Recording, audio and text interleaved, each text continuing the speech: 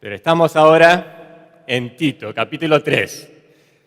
Espero que hayan leído Tito cuando estaban considerando venir a la conferencia, al congreso, y si han estado leyendo la carta, como es tan corta, van a notar que Pablo repite a Tito varias cosas que se vuelven a repetir en el capítulo 1, los primeros versículos, en el capítulo 2, del 11 al 14, capítulo 3, del 4 al 7.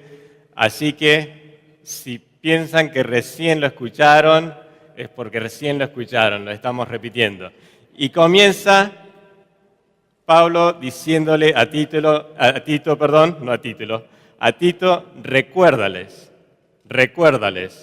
No sé si les ha pasado que van a la reunión y el predicador dice las mismas cosas que ya la escucharon.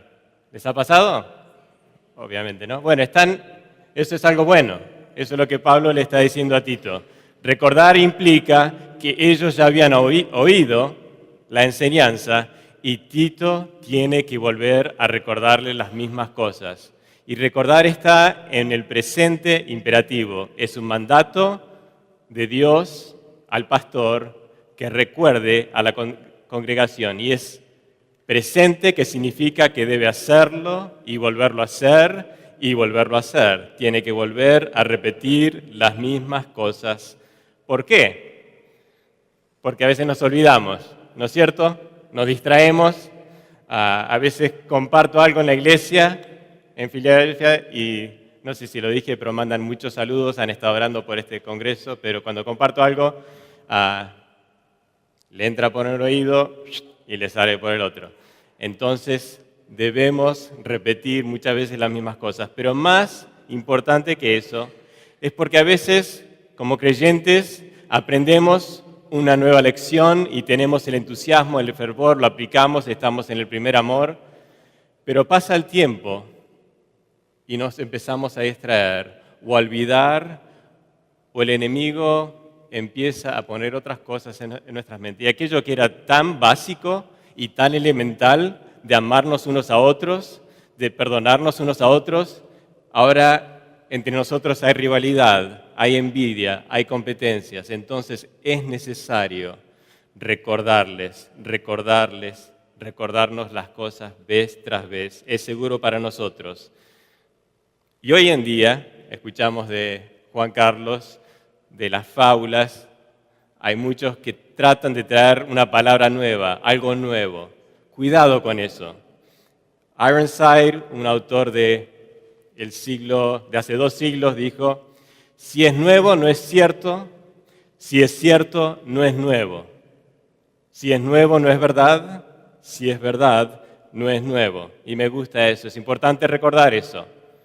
Obviamente, también lo mencionó Phil, las cosas que Dios quiere decirnos a nosotros son sencillas, son simples para que nosotros las entendamos, están claras en la palabra de Dios. A Timoteo, Pablo le dice, en el capítulo 2 de 1 Timoteo, que debe orar por las autoridades. Acá, a Tito, Pablo le dice: recuérdales que se sujeten a los gobernantes y autoridades, que se sujeten, que obedezcan. Y nosotros podemos sujetarnos a las autoridades, podemos obedecer a las autoridades, pero hacerlo de mala gana, ¿no? Sin una buena disposición. Pero no termina ahí Pablo con la recomendación, con la instrucción a Tito. Dice que estén dispuestos a toda buena obra. Debemos sujetarnos, pero debemos sujetarnos en obediencia al Señor, como lo estamos haciendo para el Señor, en amor. Debemos ser obedientes a las autoridades. Y esto es importante. Esto no es algo insignificante. Bueno, estamos hablando de la salvación, de ser un testimonio, pero sujetarse a las autoridades, ¿en serio? ¿A las reglas de tránsito? No me gusta eso a mí. A mí me gusta excederme de velocidad. Entonces pasemos al otro versículo, no tratemos más de esto. No. Es importante lo que Dios está instruyendo acá, por el testimonio que nosotros damos. Y tristemente la tendencia en muchos creyentes es de pelear de oponerse a las autoridades, de rebelarse porque son paganos, porque no conocen de Dios,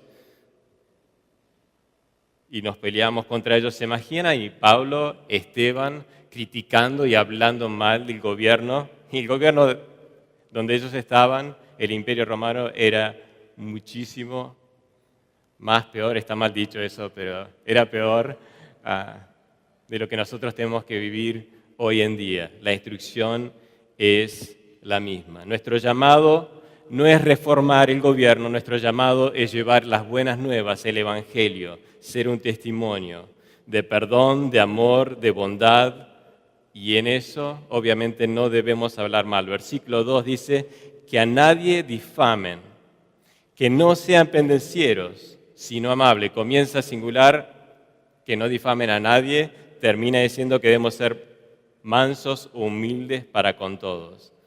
Debemos ser amables.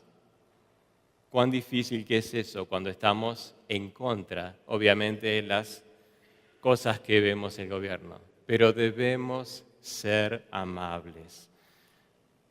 ¿Por qué? Porque no saben ellos otras cosas. Son paganos, no conocen a Dios, sus ojos están cegados. Pero cuando nosotros respondemos en amor, cuando nosotros obedecemos, cuando nosotros nos sujetamos, eso es un testimonio poderoso para transformar sus vidas. No sean como Jonás, que despreciaba a las personas que debía predicar. Nosotros no podemos odiar y despreciar a aquellos a quienes se nos ha comisionado alcanzar.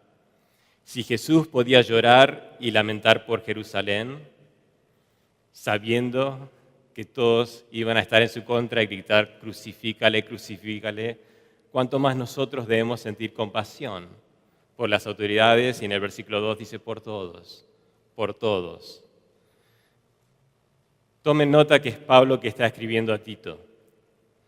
Pablo, habiendo visto el testimonio de Esteban, recuerda, él está ahí consintiendo con la muerte de Esteban, y en vez de escuchar blasfemias de Esteban, en vez de escuchar críticas diciendo que esto es injusto, cuando le están apedreando, ¿qué escucha? Padre, perdónalos, porque no saben lo que hacen. Me imagino a Pablo escuchando esas palabras y el impacto en su vida. ¿Y recuerdan esos dos misioneros que los funcionarios de la ciudad castigaron por predicar y los echaron en la cárcel y encargaron al carcelero que los proteja, que no se escapen? Y el carcelero, seguramente esperando que estas dos personas fueran como los demás delincuentes, esperando ver miradas de odio, ver rostros de bondad, esperando escuchar blasfemias al poner a estos dos en la cárcel de más adentro, solo oye alabanzas y gratitud. Qué tremendo ese testimonio. Y obviamente Dios responde con el terremoto. Estoy hablando de Pablo y Silas en Hechos 16. Me imagino que se dieron cuenta, pero por si no se dieron cuenta, después lo pueden leer. El carcelero, ¿qué va a hacer? Se va a quitar la vida. Ahora, si yo fuera Pablo o Silas, estaría ahí, este se lo merece. Es un funcionario corrupto, malvado, que se mate y nosotros salimos a evangelizar. No, ahí les dicen que no lo haga, que todos están ahí. ¿Y qué hace el carcelero? Viene, se pone a los pies de ellos y les pregunta, ¿qué debo hacer para ser salvo? Como ellos actuaron y como ellos reaccionaron, como ellos mostraron amor, le mostró su necesidad a su corazón y pidió ser salvo. Y fue salvo él y toda su casa. ¡Qué transformación! Y Pablo le dice a Tito, recuérdales que muestren obediencia, que muestren amor, porque esto va a tener fruto y las almas se van a salvar. Muestren humildad. Y luego les da una ayuda para que sean humildes y para que muestren amor. Recuerden quiénes eran, versículo 3, que si no fuera por la gracia de Dios, seguirían como los demás que son paganos. porque nosotros también éramos en otro tiempo insensatos, rebeldes, extraviados, esclavos de concupiscencias y deleites diversos, viviendo en malicia y envidia, aborrecibles y aborreciéndonos unos a otros. Qué horrible descripción, ¿no? ¿Se imaginan si viene alguien y les dice eso a ustedes? Vos sos de esta forma. Sos aborrecible y estás aborreciendo unos a otros. ¿Quién sino Dios que nos dice la verdad de nuestra condición? Pero dice ahí, ustedes eran en otro tiempo. Espero que eso sea del pasado, que eso no describa, ahora que están en Cristo Jesús, que estas palabras no describan su presente, no debería hacerlo. Pero recordar de dónde nosotros fuimos rescatados produce en nosotros generosidad y compasión por esas personas, porque recordamos que si no fuera por la gracia de Dios, todavía seríamos como ellos. Y a veces con los años como creyentes nos olvidamos como nosotros éramos en el pasado y empezamos a despreciar a los del mundo alrededor. Pero qué insensatos que son. No, esa no debe ser la actitud. Nuestra actitud debe ser de ser amable, de ser bondadoso, de ser humilde, porque nosotros éramos como ellos y como vamos a ver, por la gracia de Dios, Él nos rescató de eso. En otro tiempo. Y recordar esto, también lo que produce en nosotros es la esperanza de saber que aquellos pueden ser transformados como nosotros hemos sido transformados. ¿Y quién está escribiendo esta carta? Pablo. El que consentía con la muerte de Esteban, el que llevaba a las personas, los creyentes a la cárcel, el que mataba, era un hombre violento. Si nosotros conoceríamos una persona hoy en día como él, todos nosotros diríamos, esa persona jamás se va a convertir. Este es el testimonio de Pablo. Él era así y por la gracia de Dios fue transformado. Y en las notas, Guzik dice, recordar estas 4 cosas produce gratitud de que nos cambió, nos rescató, produce humildad al ver cómo nos cambió, produce bondad por los otros que están como nosotros estábamos y produce fe que Dios puede transformar sus vidas también. ¿Y cómo salir de ese pasado y vivir en el versículo 1 y 2? Recordando la gran salvación, versículo 4 al 7. Esta es la esencia del cristianismo. Él nos salvó. Esto es único. No hay religión, no hay secta que cree esto, que fue Dios que inició y que hizo todo lo necesario para nuestra salvación.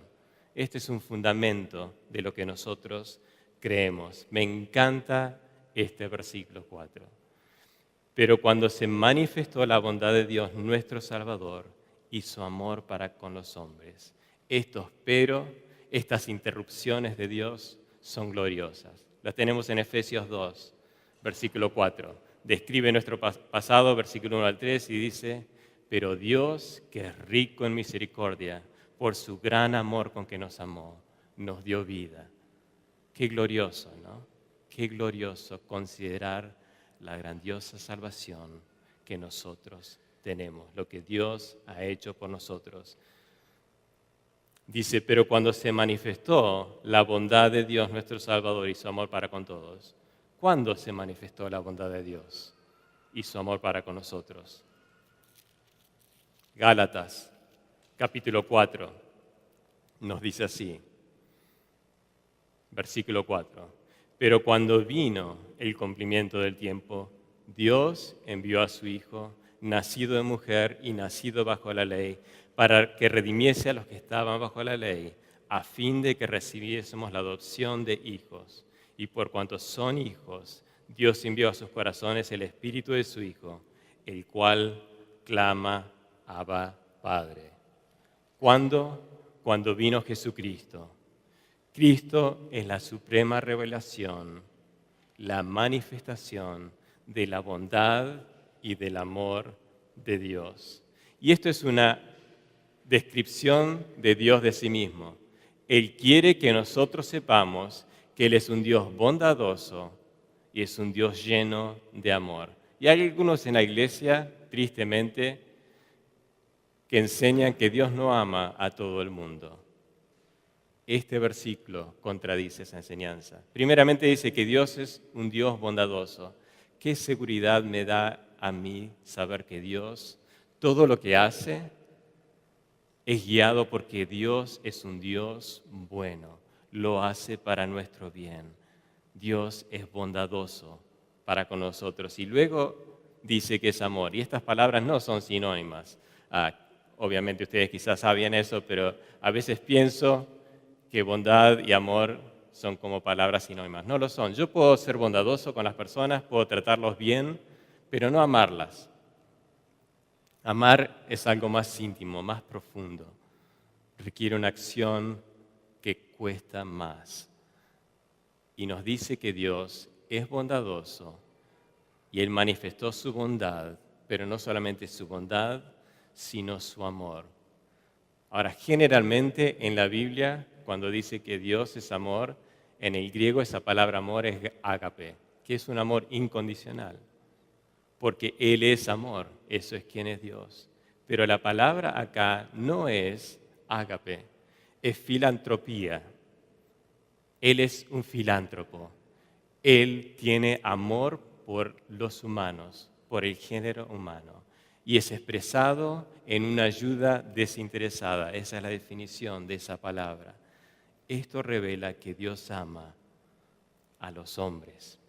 Dios ama a los hombres. Y por eso inició, planeó, predeterminó que Jesucristo viniera a este mundo a morir por nosotros. Ahora, yo tengo grandes amigos acá. Yo amo a Leo. Pero les aseguro que jamás daría una de mis hijas por la vida de Leo. Lo quiero muchísimo, pero lo siento.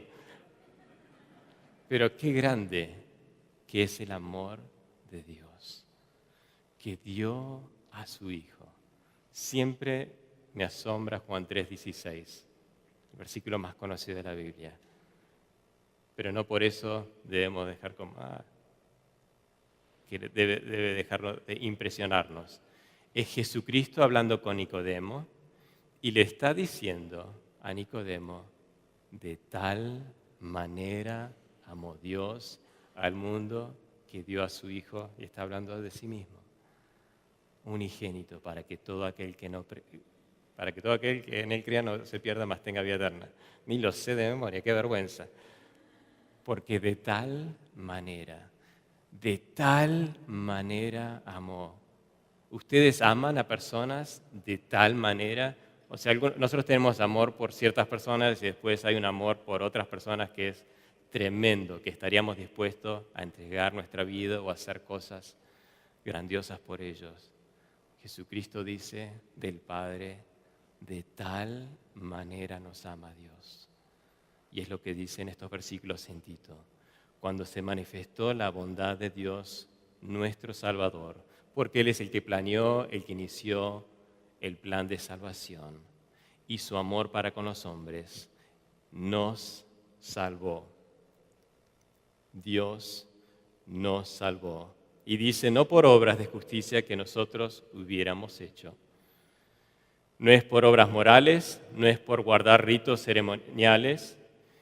Es como si Dios dijera, si voy a alcanzar a la humanidad, no les puedo dejar intervenir, va a ser perjudicial. Esto es algo que yo tengo que hacer completamente. El hombre no puede hacer nada. No hay nada que nosotros podemos hacer por nuestra salvación. Dios lo ha hecho. Recién citaron en Efesios 2, 8 y 9, que somos salvos por gracia, por medio de la fe. Esto no es de vosotros, no por obras, para que nadie se gloríe. Dios es el que nos salvó. Él inició, Él intervino y nos dice que es por su misericordia. Misericordia es cuando Dios no nos da, y lo escuchamos ayer, lo que nosotros merecemos. Es la miseria del hombre que llega al corazón de Dios. Y Él responde, dice que nos salva por su misericordia, una manifestación externa de compasión. Tenemos la misma idea en Efesios 2:4 que ya lo cité, que Dios es rico en misericordia. Me encanta cuando Pablo, obviamente inspirado por el Espíritu Santo, escribe estas palabras, agrega que es rico, es abundante, cuando expresa su amor, su misericordia para con nosotros. Uno de los distintivos del cristianismo, la salvación. Nosotros tenemos la seguridad de nuestra salvación. ¿Por qué? Porque es Dios que nos salvó, porque no se basa en obras. Porque si la salvación se basara, aunque sea en 1%, por buenas obras que yo debo hacer, entonces no sería seguro, no estuviera seguro que fuera salvo. Sería imposible para mí, porque si dependiera un poco de mí, yo lo embarraría. Y creo que obviamente todos los hombres, toda la humanidad, de la misma forma. Él nos salvó, 100% de Él, por su misericordia. Y luego dice, no por obras de justicia que nosotros hubiéramos hecho, sino por su misericordia, por el lavamiento de la regeneración. Y en sus notas, Gus explica extensivamente que no es bautismo, que no se refiere a bautismo. Y yo creo que eso es clarísimo, porque está diciendo que este lavamiento de regeneración es por medio del Espíritu Santo, es algo que Dios hace en nosotros y es algo interno. Nosotros estamos limpios. Jesucristo en Juan 15:3 le dice a sus discípulos, ya ustedes están limpios por la palabra que les he hablado. Es por obra del Espíritu Santo en nosotros que nosotros somos salvos. Ahora, ¿notan algo? Tenemos a Dios, que es nuestro Salvador, versículo 4. Tenemos, obviamente, sabemos que Jesucristo murió por nuestros pecados, y lo va a mencionar el versículo 6, sobre la obra de Jesucristo. Y acá tenemos al Espíritu Santo, que intervino para que nosotros fuéramos salvos. Es Él que nos regenera, es Él que nos revela nuestra necesidad y que produce en nosotros el nuevo nacimiento para que nosotros seamos salvos. La Trinidad obrando a nuestro favor para ser salvos. Qué glorioso. Dice que por el lavamiento de regeneración. Regeneración significa nacer de nuevo. Es una nueva vida. Y esto es algo que el Espíritu Santo hace en nosotros. ¿Recuerdan 2 Corintios 5:17? De modo que si alguno está en Cristo, nueva criatura es. Las cosas viejas pasaron y aquí todas son hechas nuevas. Algo que el Espíritu Santo hace en nosotros. Somos salvos por el lavamiento de la regeneración y por la renovación en el Espíritu Santo. Por la renovación en el Espíritu Santo. Acá está hablando del proceso que ocurre luego del nuevo nacimiento. La regeneración es el nuevo nacimiento, es como un bebé que cuando nace es pasivo en lo que ocurre, y la renovación es ese proceso de santificación. Es el crecimiento gradual en el nuevo mundo, en el nuevo hábitat. Es la madurez que el Espíritu Santo está produciendo en nosotros hasta que lleguemos a ser conformados a la imagen de su Hijo. Ahora piensen por un instante en el poder necesario para que esto ocurra en nosotros. Que somos rebeldes aún como creyentes, ¿no?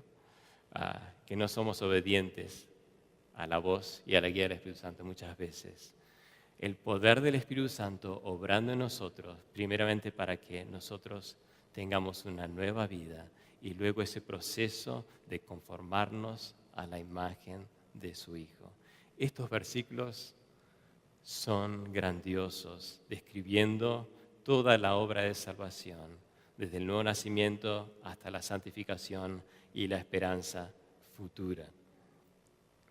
Dice versículo 6, que el Espíritu Santo fue derramado abundantemente sobre nosotros por medio, el mediador, por medio de Jesucristo, nuestro Salvador.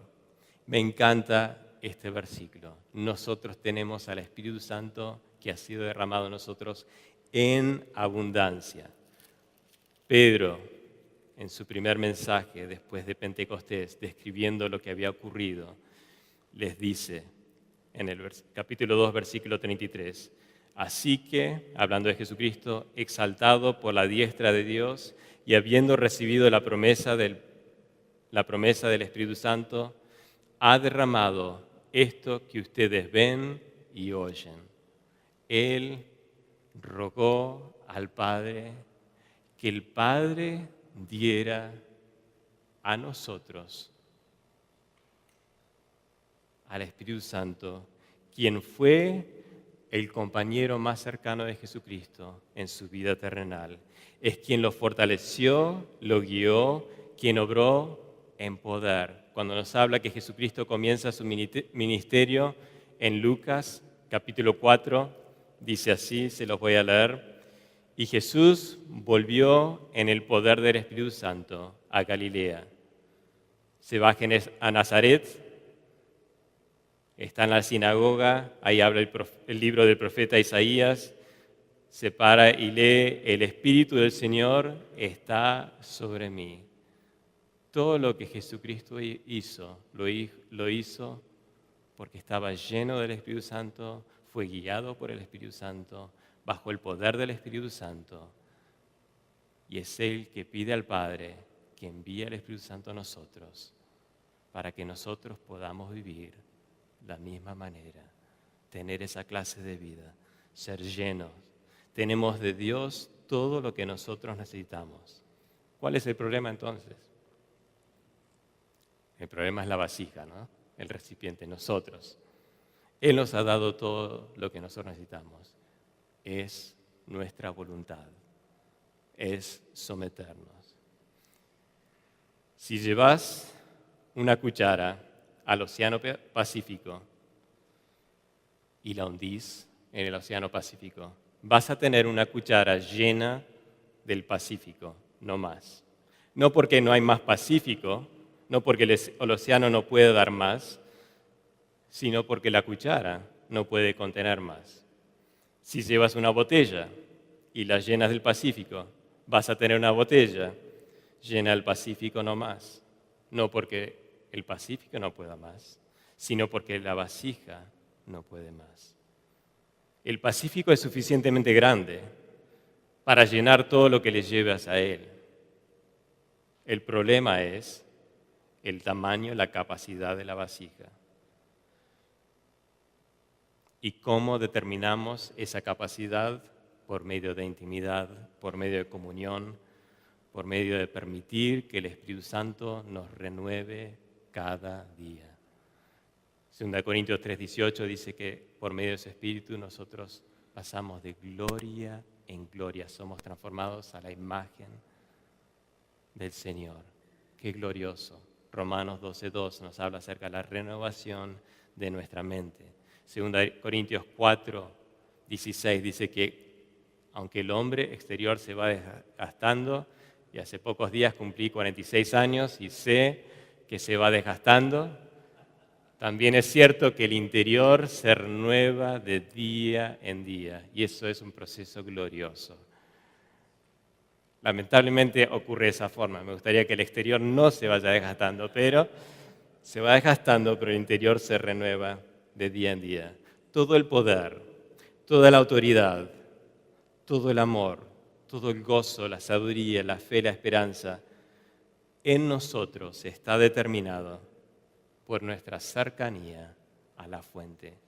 ¿Cuánto tiempo nosotros pasamos día a día ante su presencia, siendo alabados por su palabra, en comunión con Él, en oración, y dejando que el Espíritu Santo nos guíe, nos llene, para poder vivir, ser amable, mostrar bondad, ser obediente, no hablar mal de las personas, lo que dice en los primeros versículos y lo que va a decir en los siguientes versículos. Fue derramado abundantemente sobre nosotros por medio de Jesucristo, nuestro Salvador. Tenemos a Dios, el Padre mencionado como nuestro Salvador, tenemos a Dios el Hijo acá mencionado como nuestro Salvador. Y ahora nos da el fin o la meta, el propósito de la obra de salvación, versículo 7. Y cuando dije fin no me refería al fin del mensaje, solamente el fin del propósito. Pero ya estamos llegando al final, no se preocupen. Dice versículo 7 de Tito, así lo hizo para que justificados por su gracia llegáramos a ser herederos que abrigan la esperanza de recibir la vida eterna. Justificados por su gracia. ¿Saben lo que significa ser justificados? Bueno, se los voy a dar. Justificado, una parte de justificación es que nosotros somos declarados justos ante Dios. ¿Qué significa? Que todo lo que nosotros hicimos, todo nuestro pecado, ha sido puesto sobre Jesucristo. Y cuando Dios nos ve como que nunca hemos pecado. Él nos declara justos, nos declara que nunca hemos pecado. Pero no solamente eso, justificados también significa que la vida perfecta de Jesucristo, que es su justicia, es puesta a nuestra cuenta. Entonces no solamente Dios nos ve sin pecado, nos declara justos, sino que nos ve que hemos vivido vidas perfectas cuando estamos en Cristo. Hemos sido justificados. Eso nos tiene que dar una tranquilidad, un gozo, una respuesta a amar a Dios por todo el amor que Él muestra a nosotros y debe producir en nosotros adoración por lo que Dios ha hecho. Y esto es solo por su gracia. No se basa en nosotros, se basa en Dios. El favor inmerecido de Dios, el regalo que no merecemos. Pero es más que eso. Gracia no es solamente un favor inmerecido. Si yo no te conozco, te veo ahí, estás necesitado algo y te doy un regalo, es un favor que no mereces. No hiciste nada para merecer eso. Ahora, la gracia de Dios es más que eso. Porque si te conozco y vos sos mi enemigo y me has maltratado, me has engañado, y luego tenés una necesidad, por ejemplo, de un trasplante de un riñón, y yo voy y dono mi órgano por ti. Estoy mostrando un favor que no mereces a alguien que es mi enemigo. Y eso es gracia. Eso es la gracia de Dios. Es un favor inmerecido a aquellos que merecen lo opuesto. Merecen la ira de Dios, merecen lo opuesto al amor. Él muestra su amor para nosotros. Hemos sido hechos justos por su gracia y hemos llegado a ser herederos de la esperanza de la vida eterna. Herederos. Me encanta ser un heredero, especialmente si la herencia es grande. No tengo ningún ser querido, ningún familiar que tiene grandes herencias. He buscado, no. Es lamentable. Pero en el Antiguo Testamento, el heredero era el hermano mayor. Él recibía toda la herencia. Y nos dice en la palabra que Dios, el Padre, dio al Hijo la herencia a todas las naciones. Le ha dado todas las cosas. Pero este hijo mayor no es como... No, hijo mayor, o el hermano mayor. No es como seríamos nosotros, un poco egoístas con la herencia. Él comparte su herencia con nosotros y nos hace coherederos. Somos herederos de Dios y coherederos con Cristo Jesús. Herederos de la esperanza de la vida eterna. Esta esperanza, como ya mencionaron, no es la posibilidad de algo. No es que espero que Argentina gane el Mundial y eso es algo un poco incierto. Tenemos bastantes posibilidades, pero es solo una posibilidad. No, la palabra esperanza no es la posibilidad, sino es la certeza de que se va a cumplir. Es algo cierto, sin lugar a duda, porque es Dios que nos ha salvado, es Dios que nos ha hecho herederos, es Dios que ha prometido esta vida eterna. Vayan a Hebreos capítulo 6. En Hebreos capítulo 6, en los versículos hermosísimos en cuanto a esto. versículo 17 al 19. Dice, por lo cual, queriendo Dios mostrar más abundantemente a los herederos de la promesa, nosotros, la inmutabilidad de su consejo, interpuso un juramento para que por dos cosas inmutables, en los cuales es imposible que Dios mienta, vimos lo mismo en Tito 1, versículos 2 y 3, tengamos un fortísimo consuelo. Me gusta esa palabra. Se acordaron un poco las partituras musicales y que yo tenía que practicar, eso no me gustaba, pero esta palabra casi. Fortísimo consuelo, los que hemos acudido para asirnos de la esperanza puesta delante de nosotros, la cual tenemos como una segura y firme ancla del alma, que penetra hasta dentro del velo, donde Jesús entró por nosotros como precursor. Qué gloriosa esta esperanza. Es algo cierto que nosotros tenemos, sin lugar a duda. Tenemos una herencia en los cielos, incontaminada, inmersible, otra cosa, reservada en los cielos para nosotros. Y nosotros somos guardados por el poder de Dios para poder recibir esa herencia. Qué glorioso lo que Él ha hecho por nosotros. La bondad y el amor de Dios. La bondad de Jesucristo, dando su vida. Hay un versículo que me sorprende en Apocalipsis 3:21. Todos conocemos Apocalipsis 3:20. Aquí estoy a la puerta y llamo, si alguno abre la puerta entraré a él, cenaré con él y él conmigo, refiriéndose a tener la comunión con Dios, escribiéndose a la iglesia de la Odisea. Versículo 21 dice, al que venciere le daré que se siente conmigo en mi trono. ¿Se imaginan estar sentado con Cristo Jesús en gloria en su trono? Qué herencia, ¿no? La herencia de la vida eterna, y es la herencia de tener a Dios. Esta es la vida eterna, que te conozcan a ti, al único Dios verdadero, y a Jesucristo a quien has enviado. El cielo no sería el cielo si Dios no está ahí. Y la vida eterna va a ser gloriosa porque vamos a conocer cada día más y más y más de este glorioso, infinito Dios. Y es un proceso infinito conocer a alguien que es eterno, que es infinito.